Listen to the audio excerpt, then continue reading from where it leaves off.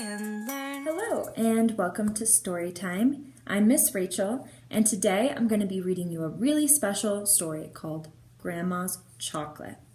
And this story is really amazing and great, and we have it set up on our Storytime, our story walk along the river trail, so be sure to swing by the river trail and read it yourself. But here we go.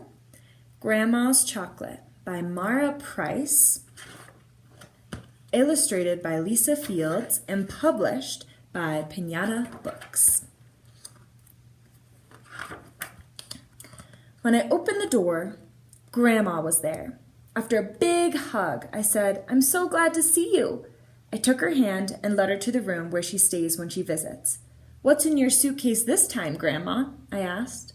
"Surprises from Mexico, Sabrina," Grandma replied. Her yellow suitcase was covered with round and square stickers from the places she had visited. Grandma lifted the heavy suitcase and put it on the bed. "Open it carefully. It's so full of gifts it might explode," she said, laughing. It was like opening a treasure chest. There were colorful ribbons, a whistle, a drum, and the strong smell of chocolate. "I brought you some games that your mama liked to play when she was your age," she said. "Can we play music, Grandma?" I asked. "Like this drum?" "Pa-rum-pum-pum," I said as I marched with my new drum. Grandma played the clay whistle. It was shaped like a dove. Grandma always liked birds. She said birds sing the songs of the clouds, and they are the messengers from the earth to the sky. "I like playing with you, Grandma," I said, and gave her a hug. Grandma took the colorful ribbons from her suitcase. I sat on the edge of the bed while she wove the green, white, and red ribbons into my hair. First on one side and then the other. When she finished, I looked at myself in the mirror. She had braided my hair into 2 braids and tied them over my head. I told her I looked like one of the Mayan princesses that she used to talk about on our visits. "Grandma, do you want to play a game? Let's pretend I'm a Mayan princess." "Okay, Sabrina," she said as she looked into the suitcase again, "but a Mayan princess should wear a beautiful huipil." "What's a huipil, Grandma?" "A huipil is a traditional blouse worn by Mayan and Aztec women. They still wear them today. Some are woven and some are embroidered," Grandma explained. "Every region has a special design where when you put on this huipil, you will look like a Mayan princess." "Thank you, Grandma. It's beautiful." "Were there really Mayan princesses?" I asked. "Yes, Sabrina. There are both Mayan and Aztec princesses, with black hair and dark eyes like yours," she said. "Many years ago, our ancestors had palaces and gold and great plantations of cacao." "What is cacao?" I asked. "The cacao is a tree, and its seeds give us chocolate. We enjoy them today. The Olmecs and Mayas were the first to make chocolate," she said. That afternoon, we went to the market to buy groceries. At the market, I asked Grandma, "Did Mayan princesses have money?" "Yes. In those times, cacao seeds were used for money. Cacao seeds were so important that the Mayans even had a god of cacao named Ek-Chua," Grandma said. "Grandma, if I was a Mayan princess, what could I buy with cacao?" "You could buy a turkey or a rabbit with 100 cacao seeds, and a baby rabbit was only 30 seeds.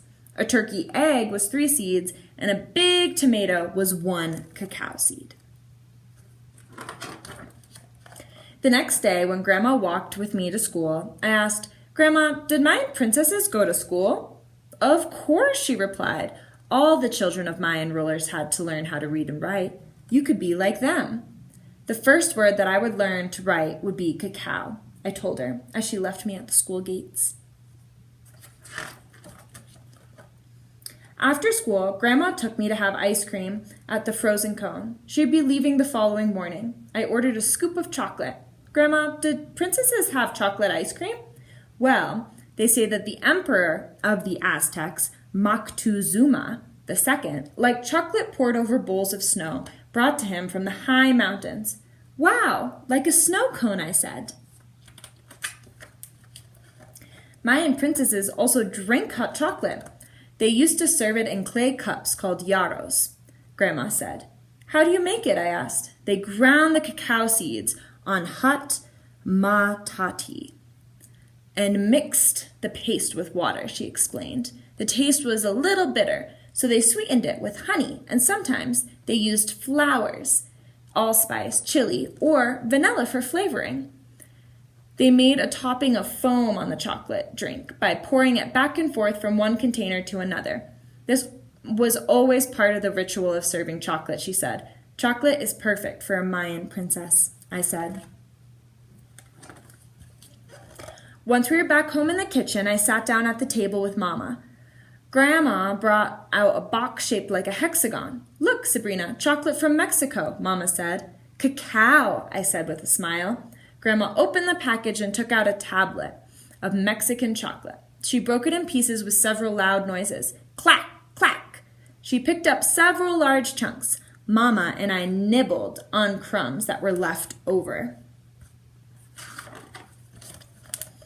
I helped Grandma fill a pot with milk. She turned on the stove and warmed the milk. As it was heating, she dropped in the pieces of chocolate. She stirred the milk to keep it from burning. Look, do you see how the mixture darkens as the chocolate melts? Please hand me the yarrow, Sabrina, said Grandma. I handed Grandma 2 of the large cups from the cupboard. Mama and I watched as Grandma poured the hot chocolate back and forth in the cups. This is how the Mayans and Aztecs made delicious foam. Nowadays, people use molinillo. Molinillo, said Grandma. Mama and I smelled the cacao aroma before taking a sip. I like the feeling of the foam in my mouth. Yummy, I said. As we savored the chocolate, we toasted our ancestors. One for the Olmecs, another for the Mayas, and one more for the Aztecs. And we toasted the great discovery of chocolate. In the morning, we took Grandma to the airport. I handed her a drawing that I had made of the big cacao tree found in Mama's encyclopedia. Thank you, Sabrina, Grandma said. This picture is perfect memory of my visit. I was sad that Grandma was leaving. Grandma, I said, I'll miss you. You're leaving too soon. I don't want you to go. I know, Sabrina, she said. I'll miss you too, but I will think of you always, especially whenever I drink hot chocolate. Will you do the same for me? The end. Well, thank you so much for joining me for our lovely, fun story time. And I hope you guys go to our story walk on the river trail. Tune in every Wednesday right back here for a new story time posted on our YouTube channel. And tomorrow night at 6:30 on Kodo, we have our fun youth radio show. So be sure to check it out. Bye!